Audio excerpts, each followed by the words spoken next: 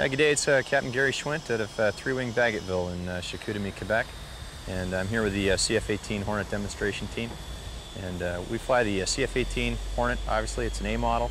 It's a multi-role fighter and ground attack aircraft. To demonstrate the awesome maneuverability and power of the CF-18, let's watch Fingers as he performs his first maneuver. The amazing dirty roll on takeoff.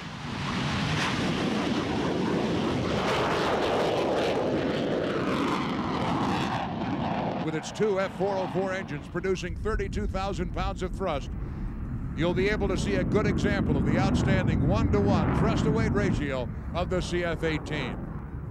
Let's go upstairs and have a look at the cockpit.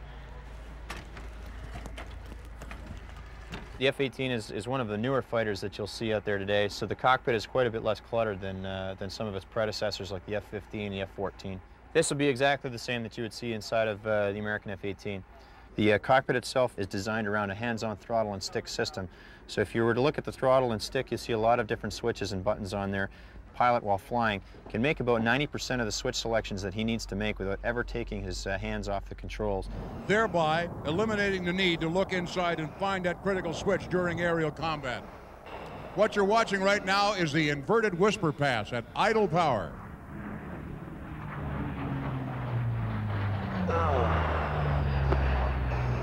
Maybe then. One of the other main things about the cockpit is the heads-up display. There's a piece of plexiglass that's mounted on top of the glare shield here, with a little bit of a camera type guy here. And what he does is focuses an image, and it's focused out at infinity out in front, so that the pilot looking out in front of him, maybe out to as far as 20, 30 miles, still has this information in focus to his eye. And what he sees there is things like altitude, airspeed, heading, G-loading, what sort of weapons mode that he might be in. All of these things are related to the hands-on throttle and stick system. So when he makes his selection, he can see that he's made the proper selection by looking through the heads-up display. 300 knots. Power's up. UV's in. Up we go. Watch now as Captain Schwindt demonstrates the slow speed agility of the CF-18 as he puts the aircraft through a vertical reposition and sets out to demonstrate the Hornet's superior ability in changing direction. 280 out of AB 4,000. Back with high G360. Gary will fly the aircraft in a minimum radius, maximum rate, 360-degree turn. Throughout the turn, which will be flown in full afterburner, Gary will experience over 7 times the force of gravity on his body.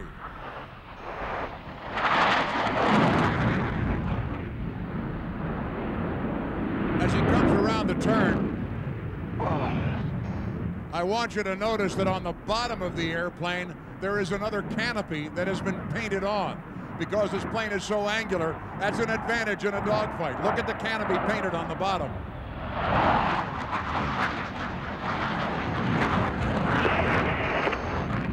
What you're looking at over here on the left side of the airplane is one of the primary differences that we have between the American F-18 and the Canadian F-18. That's our night identification light. This is basically a light that is fixed at a certain direction. It's about 600,000 candle power. And what we do is at 433 Squadron, our primary role is that of a NORAD support squadron. We use this light to intercept aircraft at night. We actually use the radar to position the airplane without any lights on so they can't see us. We'll position the airplane in an exact position and then turn on the night identification light, and it's designed to light up the tail of the aircraft. With that, we'll be able to identify them, and we'll also be able to see the tail number on it that we can report. We're going to watch Gary Schwindt pass the full length of the show line, flying through a continuous aileron roll. The next maneuver after this is something that I guarantee you aren't going to see done a whole lot on a jet airplane. This is the one to take pictures of. This coming up pass is designed to show you the remarkable maneuverability and slow speed nose authority of the Hornet. Almost any aircraft can do a normal loop, but very few can perform one like the CF-18. With a 7G pull-up to the vertical, Captain Gary Schwindt performs the square loop.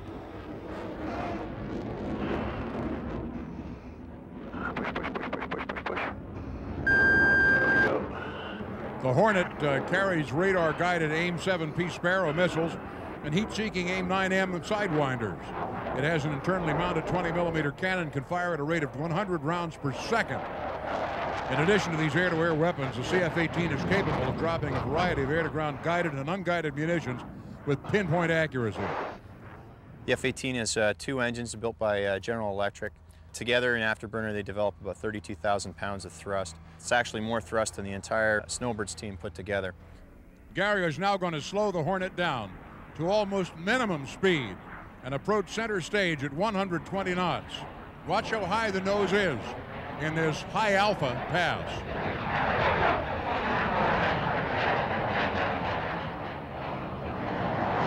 The arrestor hook, which you can see here, this is the chute of the arrestor hook, is exactly the same as the one that you would find on the back of the U.S. Navy jets.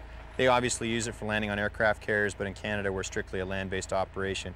But we will use the hook from time to time if we're having any kind of mechanical problem with the airplane when we're airborne. Due to the effects of shock waves created at supersonic speeds, Captain Schwindt must remain subsonic throughout his demonstration. That having been said, watch as Gary returns to center stage at 9/10 the speed of sound, or more than 600 miles an hour. Still less than half of the CF-18's maximum speed. See you guys. Pulling 7 Gs straight up to the vertical in full burner. Gary will climb at over 50,000 feet per minute. Bingo. Bingo.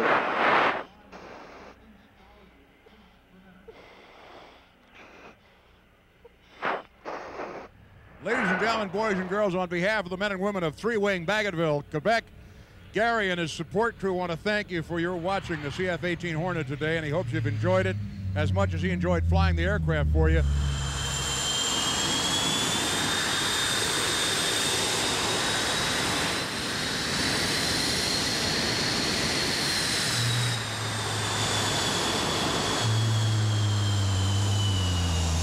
Captain Gary Schwindt of CF-18.